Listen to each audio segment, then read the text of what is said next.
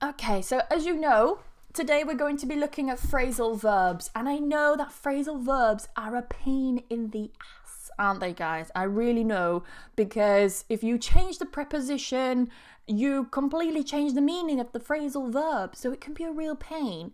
So what we're going to go through today are some phrasal verbs that you can use in everyday situations, in routine, okay?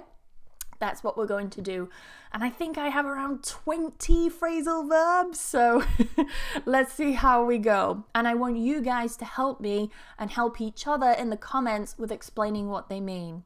So what I'm going to do is read the text section by section. I'm just going to start with each sentence, and then we're going to talk about each phrasal verb and what it means. So you can see I've highlighted them in the comments. So when we start talking about it, tell me in the comments, what does this phrasal verb mean? And we can learn together, okay? So let's start with the first sentence, this part here. We have, in the morning, my alarm goes off at around 7 a.m. Goes off. So to go off, we're talking about my alarm here. So going by context, if you don't know this phrasal verb already, I see you guys already announcing your opinions on phrasal verbs in the comments. I know they're not your favourite, but that's why I'm here to help. So we're talking about my alarm. It goes off. Okay, what could it be doing? Someone said go off arrived. But is my alarm arriving? You know? Hello, alarm. No, my alarm is not arriving, but you're kind of close. I kind of get what you mean. Very good. Yeah, to go off, to ring, to make a noise. So we can say here, in the morning, my alarm sounded. Okay, so it made a noise. It went off. It goes off. So remember that when you're conjugating phrasal verbs, you just conjugate the verb. You don't change the preposition. If you change the preposition, you change the meaning completely. So here, in the morning, my alarm goes off, makes a sound at around 7 a.m. Good. Yes, to ring, sound. Exactly, it sounded. It made a noise. I wake up and turn it off. So I wake up and turn it off. What does this mean? Let's start with the first one. I wake up. I wake up. What does this mean? I wake up. Your comments are delayed, so I'm still getting ones about to go off. But to wake up, what does this mean? To wake up. Any idea?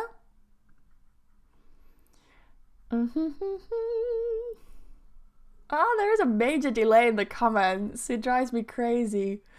Exactly. So, okay, people have kind of got a few things confused here, which is really, really common.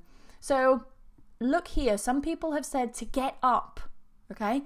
But to get up, you see that I put this later than wake up. So, wake up really means... It doesn't mean to leave the bed, as I see some people put. It's not leaving your bed. This would be to get up. Okay? So to get up is when you leave your bed. To wake up is when you stop sleeping. Okay? You stop sleeping and you become, okay, conscious of what's happening around you. This is to wake up. And turn it off. Okay, we would never say turn off it. In this case, we must split this phrasal verb. So turn it off. What does this mean? In this case, it refers to the alarm. Okay, my alarm. I turn it off. What does this mean if I say turn the alarm off?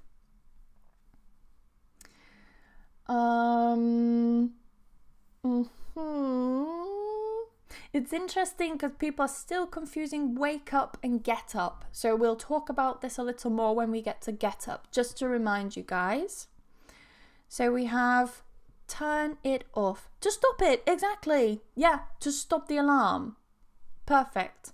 So whenever you turn something off, it tends to be something electronic. You know, you press a button and it stops working because it's off, okay? You turn it off.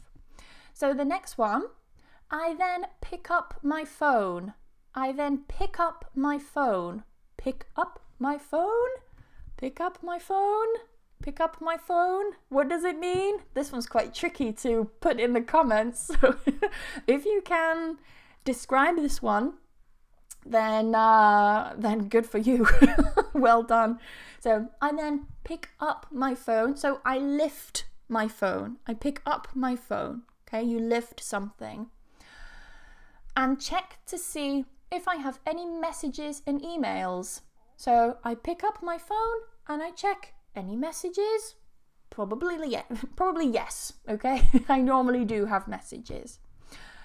After checking some messages and getting back to people, what does this mean? After checking some messages and getting back to people, what do we think in the comments? Yep, fantastic. People are still talking about pick up your phone. When you lift your phone, you take your phone. Exactly. Good. But getting back to people, you've got get, which is probably one of the worst verbs because we use it for almost everything. It's kind of a lazy verb. Getting back to people. So we've got two prepositions. Getting back to people. Fantastic, to answer people, yeah? So, and answer people, yeah? So here you reply to them, or reply. It means the same thing, okay? I reply to people who send me messages. And then I get up. So a lot of people were confusing wake up and get up, which is very common, I know, because we use them kind of around the same time of the morning, okay? So wake up, you stop sleeping, your eyes open, you are aware of what's happening around you, and then you get up. So get up is when you, let's say, leave the bed. Okay, so when you leave your bed, you get up. When you wake up, you stop sleeping. Okay, so there's a big difference between the two. Okay, where are we now? So I get up, leave the bed. After that, I get dressed. This isn't a phrasal verb, so I don't know why I highlighted it.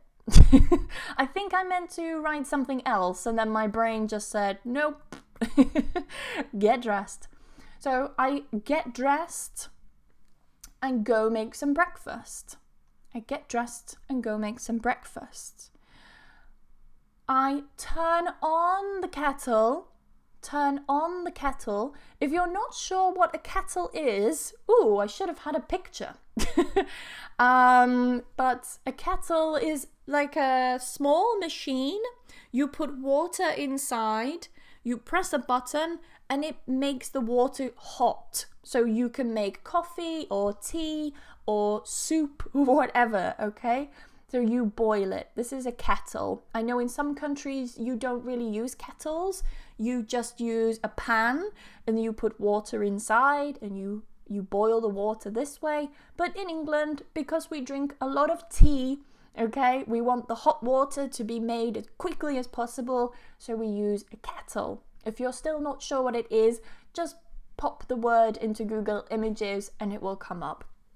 So yes, to turn on means fantastic, to switch on, to make it work, which is a really good way to describe it. Exactly, to turn on the kettle. So I put my water in and I press the button so it starts. Okay, I turn on the kettle. It's also good that some of you guys put a phrasal verb here. So you said, I put on clothes, meaning I get dressed. So put on would be the phrasal verb. I put on some clothes, meaning I get dressed. This is another really common phrasal verb. Let's highlight that one because it's a good one. Is that need a nice color? There we go. Beautiful. So I turn on the kettle to boil some water for my coffee. Put some cereal into a bowl. Put into. So you see, I separate this. I don't say put into some cereal a bowl. You can, but it sounds a little bit awkward, a little bit unusual. So we say put something into or in. Put something into a bowl. If you're wondering why I'm using into, it's normally because there's some kind of direction and movement when you use into. Okay? In is more, it's the location, it's the place. Into indicates that there's some kind of movement. So put some cereal into a bowl. Someone's asked, what is cereal? Cereal is something that people typically eat for breakfast in England. I know it's a really common stereotype that we eat an English breakfast with bacon and eggs and beans and everything, but actually we don't eat this that often. We normally have toast or we have cereal, okay? Cereal tends to be, it's quite difficult to describe as cereal. It's a good question. It tends to be, for example, muesli, or it can be corn, like corn flakes. Not corn as in sweet corn, but it's like a specific type of cereal. Okay, it's just made of typically oats and things like that. Oats, cereals, hence the name cereal. Okay, and you put it typically with milk. Okay, this is quite typical in England, what we have. Maybe you could find a translation if you're not sure. Kellogg cereals, exactly. Yeah, it's a really common one. So put some cereal into a bowl and then add some milk. Oh yes. After my morning coffee has kicked in. This is a really common phrasal verb that I use with my students, and they always look at me like, kick in? What? Kick? Like with your leg, like kick? Okay, so yes, that does mean kick when you use your leg to hit something. Okay, use your foot, to kick something. But kick in, when my coffee has kicked in, what do you think it would mean? You mix it with milk. Why is that so funny? Do people not have cereal with milk in other countries? That's interesting. It's very, very common to have cereal and milk in England. Very common. I'm guessing in some countries maybe you don't, which for me is very unusual. So yeah. Kicked in. It doesn't mean faster. Doesn't mean finished. The opposite of wear off. Exactly. But what would the verb be? Affected me. Fantastic. So it's when something has an effect on you.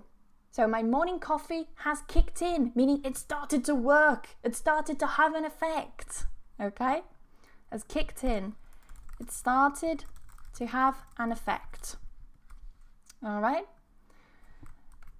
So let me change this to black. There we go. It started to have an effect. Yeah. Or I could actually leave that, then it's consistent with the other ones. So it started to have an effect. Perfect. I wash up the dishes. I wash up the dishes. This is an easy one because you can just use wash. I wash the dishes. So it's you clean. You clean, but normally with soap and water. This is to wash, okay, with soap and water. I wash up, or I wash. I wash up the dishes and tidy up the living room and kitchen. I tidy up. Tidy up is the same. Again, I can remove these phrasal verbs and it actually makes no difference. I wash the dishes and tidy the living room and kitchen. There's no difference. The only difference really is that it sounds a little bit more informal if you use the preposition. As well, when I checked, I found that wash up was only British. They didn't use it in America. So if any American speakers or any Americans are watching, let me know because I'm very interested to know if you actually use it. But according to the dictionary, you don't. So I wash up the dishes and tidy up. What is tidy up? To clean. Exactly. You guys are quick. You clean the living room. So Tidy up tends to be when things are a little disorganized. So you put things in the correct places. You put things in places where they should be, so everything looks organized and clean. Okay, that's tidy up. Ready for my classes. So I plan my lessons and enjoy looking up some interesting topics which I can discuss with my students. So, and enjoy looking up some interesting topics. So for many people, you might know the phrasal verb looking up as to look up, okay? Look down, look up. But here we've got looking up some interesting topics. What could this mean? Any idea? You guys are also giving fantastic examples in the comments for each of the phrasal verbs, so well done.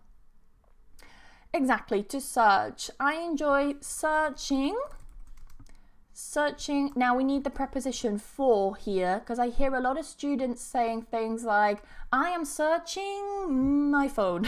Okay, I am searching my phone. But with the verb to search, you should always use the preposition for. You're searching for something or someone. Okay? Looking up some interesting topics. You're searching interesting topics, which I can discuss with my students. If I have the afternoon free, I sometimes use this time to meet up with friends and catch up on how things are going with them. So meet up, exactly like tidy up and wash up, I can just remove this preposition. It makes no difference. I sometimes use this time to meet with friends, and we normally remove with as well. And we just say, I use this time to meet friends. This is more colloquial, it's more usual, it's what we normally say. However, I'm going to make it a little more complicated, and I'm going to add some prepositions. Now be careful, because you wouldn't say, I sometimes use this time to meet up friends. Okay, you always need the preposition with if you use meet up. This is very important, because I do hear students sometimes say, I meet up friends. Okay, and that I understand, but it doesn't sound good. Okay, so you meet up with friends, you meet up with someone, or simply no prepositions. You meet friends, you meet someone, if you want life to be a little easier. So you're probably going to ask me now, but Emma, why do you then add the prepositions? What's the difference? Basically, the difference is that it's a little more informal if you use the prepositions, and native speakers are normally more inclined to use the prepositions. Okay, we love prepositions as native speakers, so you will hear it. So I'm teaching you more for your understanding. If you hear this, you will be able to understand it. But if it's you, you don't have to use them, okay? Then the next one, catch up on, chit-chat. I love that. Someone said chit-chat. So good. And catch up on how things are going with them. So to catch up on them, you just chat about what's happening, what's happened. You give each other an update, okay? This is to catch up on something. So you try to be up to date with something. I can do work, for example. I can catch up on work. I'm sorry, I can't meet you this weekend. I need to catch up on work, meaning I need to complete my work so it's up to date. Okay, so I'm not behind and I have lots of work to complete, but I have done it. I've completed all my work. So sometimes my friends ask me to come over and chat there instead. So here we've got ask me to come over, or we can just say ask me over. Okay, it's not necessary to use the come part, to come. I only put that there to make it a little bit easier for some of you in case you found it difficult, but we can remove it. What does it mean though? Sometimes my friends ask me over and chat there instead, or to chat there instead would be better actually. Getting news from them, exactly. This would be to get news from people, exactly. But this one, exactly, to meet at their home. So when someone asks you over, it means to come or to ask you to come to their home. But this is really long. So we just say ask over. Okay? It's something quite typical that you maybe ask your mum when you're young and you say, Mom, can I ask John? I always choose the name John. Can I ask John over? Okay? Meaning, can I ask John to come over to our home? Yeah, it's really long. So we just say to come over. Or can I ask John over? And chat there instead. But they live quite far. So I sometimes have to get on a bus. Now, I hear a lot of students using get in a bus. But when we're talking about buses, we always use the preposition on. I am on a bus. You're not in a bus. If you use in, we understand as native speakers, don't worry, but it sounds like you are inside. You are where the engine and everything is. So it sounds a little bit unusual. It's like, why are you with the engine and all of the components inside? You are on the bus. Okay, you're on. So I sometimes get on means to ride the bus. Yeah, to ride the bus, to take the bus, someone else has said. Someone said hoy on, but I think they mean hop on. Just a typo, okay? Hop on. Fantastic. Hop on is when you get on, okay? You might see hop on typically on touristic buses. This is actually very good. Thank you to the person who mentioned this. Anna, thank you. So hop on, hop off buses you might see. Hop off as well. Whoops, with a space. Hop on, hop off. These are basically a kind of tourist bus, very typical in London, but also in big cities within England and across the world. You basically pay to go on the bus and you can hop on, you can get on the bus when you like, and then maybe later you can hop off. You can get off the bus, which would be the opposite. Get on, get off. Okay, hop on, hop off. So this is really common in England. So thank you to Anna. That was really good. Hop on a bus and on a boat. Exactly. Yeah, fantastic. So we're on a home run. At the end of the day, I hang out with my boyfriend and we tell each other how our days have been. So romantic. So at the end of the day, I hang out with, I ought to highlight the with as well. Hang out with, because you always hang out with someone. Because if I said, I hang out my boyfriend, not good, okay? Typically to hang out, it has different meanings. But if I say I hang out my boyfriend, it sounds like I wash my boyfriend in the washing machine, like some clothes, and then I put him outside to dry. Okay, this is how it sounds. So I put him outside and I leave my poor boyfriend waiting to dry. So you need the with. This is important. I hang out with my boyfriend. What does this mean?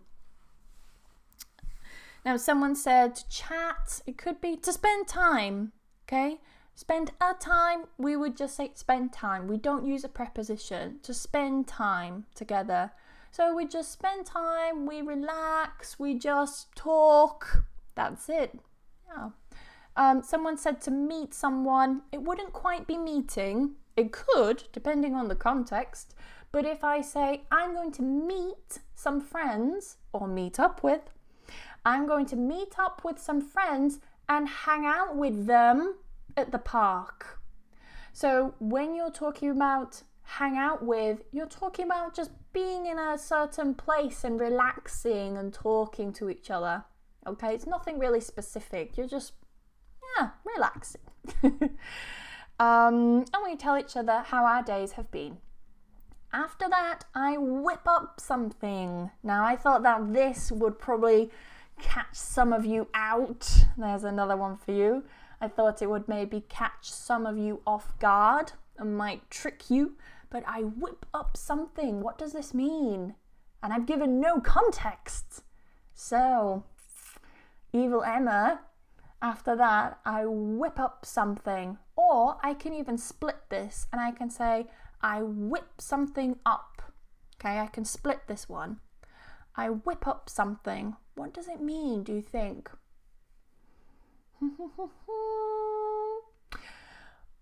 Juno, you are so close. It's not eat. Fantastic. Someone's got it. Jessica, well done. So I whip up something means I prepare some food very quickly. Yeah, oops, with two eyes. Quickly. I prepare some food very quickly. So I can, for example, whip up a sandwich.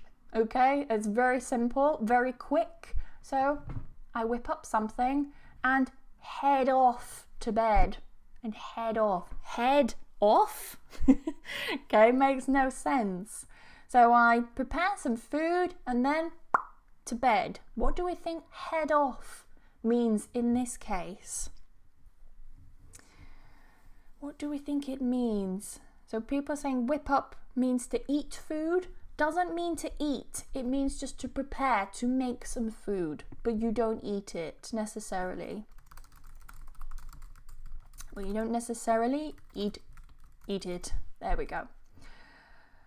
And head off to bed. And go to bed. Exactly. And go to bed. So I can say, after that, I prepare a quick meal and go to bed. I can say that. It's another way. But with phrasal verbs, we make it a bit more complicated. And head off to bed. Now, you can use head off, for example, as in to go anywhere, not just to bed. I could say something like, okay, guys, I'm going to head off now. Thank you for joining the live. Okay, so this is like, I'm going now. Don't worry, I'm not. We've got 2 more phrasal verbs to go. So, last sentence. I sometimes read for a little while and then switch off the light before nodding off. So switch off the light. Here's a nice little bit of context. We have the light. Okay, and then switch off the light. Switch off. What could this mean?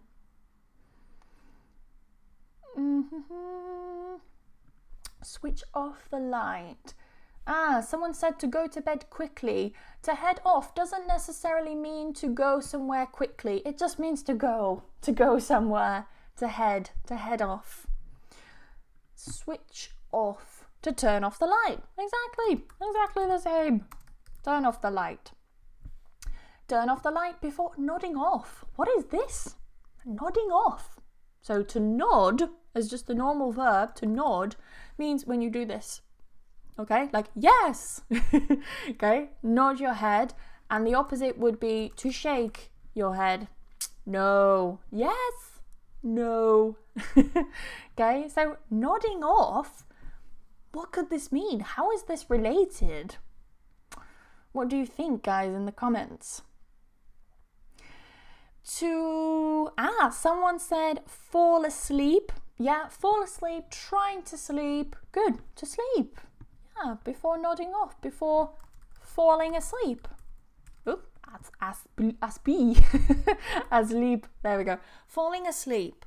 Now, we typically use nodding off when we are falling asleep, but we don't necessarily want to fall asleep. But not always when we want to. Okay, we don't intend to fall asleep. So maybe I'm watching a film and I'm nodding off like this. So really, I want to watch the film. I don't actually want to go to sleep, but I'm nodding off. It's not intentional. Okay, so I can use it here as well. Nodding off, I'm falling asleep. But in this case, I am actually in bed. I want to fall asleep. Okay, and that's pretty much it. So don't worry, guys, I will share this PDF afterwards. I'll upload it and then I'll put it down in the description for you. So if you want to download this, you can. And I'll also leave the notes on, so you've got those as well. So final time, I'm just going to have a read through and hopefully we now understand it completely what the text is talking about and all these phrasal verbs. So we have, in the morning, my alarm goes off at around 7 a.m. I wake up and turn it off. I then pick up my phone and check to see if I have any messages and emails. After checking some messages and getting back to people, I get up. After that, I get dressed and go make some breakfast. I turn on the kettle to boil some water for my coffee, put some cereal into a bowl and then add some milk, which is normal. After my morning coffee has kicked in, I wash up the dishes and tidy up the living room and kitchen ready for my classes. I plan my lessons and enjoy looking up some interesting topics which I can discuss with my students. If I have the afternoon free, I sometimes use this time to meet up with friends and catch up on how things are going with them. Sometimes my friends ask me to come over and chat there instead, but they live quite far, so I sometimes have to get on a bus. At the end of the day, I hang out with my boyfriend and we tell each other how our days have been. After that, I whip up something and head off to bed. I sometimes read a little while and then switch off the light before nodding off. And there we go. So I hope this has been very helpful for you guys. I'm just going to switch back to my main camera, full face. There we go. So, and it's a little bit hot in here as well. I'm all flushed. But I hope that this has been really helpful for you guys and it's helped you with some really common phrasal verbs. Now, if some of you do check some of these phrasal verbs in the dictionary, you might find that some of them have more than one meaning. That is incredibly normal for phrasal verbs. You can sometimes find that one phrasal verb has maybe 2, 3, 4, 5, maybe 6, maybe more different definitions. My advice is stop panicking about phrasal verbs and learn them in context. This is what native speakers do. Okay, as a child, I didn't have a book of phrasal verbs for natives and I didn't sit and read this book before bed, okay? I learned it through context. So we would say something like, in the morning, my alarm goes off. So I know in my head, goes off, that's when it makes a noise. So you can make these little connections and you can remember these phrasal verbs in context. Okay, this is what native speakers do. There are over 10,000 phrasal verbs, guys. You're not going to learn them all. So don't panic. And it's not necessary to learn them all. Okay, just make sure that you're able to at least understand them in context. Okay, and you can learn to get the meaning from context. I'm going to finish there now. So I hope you have a wonderful evening. I think it's bedtime for me, so I'm going to head off to bed and read a book before nodding off. Now you understand what I'm saying. I hope you have a fantastic week. I will see you all tomorrow. Don't forget that I have a live lesson every single weekday for this month. I was going to say for this week, but it's for the whole month. So I will see you tomorrow as well for another lesson. Again, thank you for watching and I will see you tomorrow. Bye bye.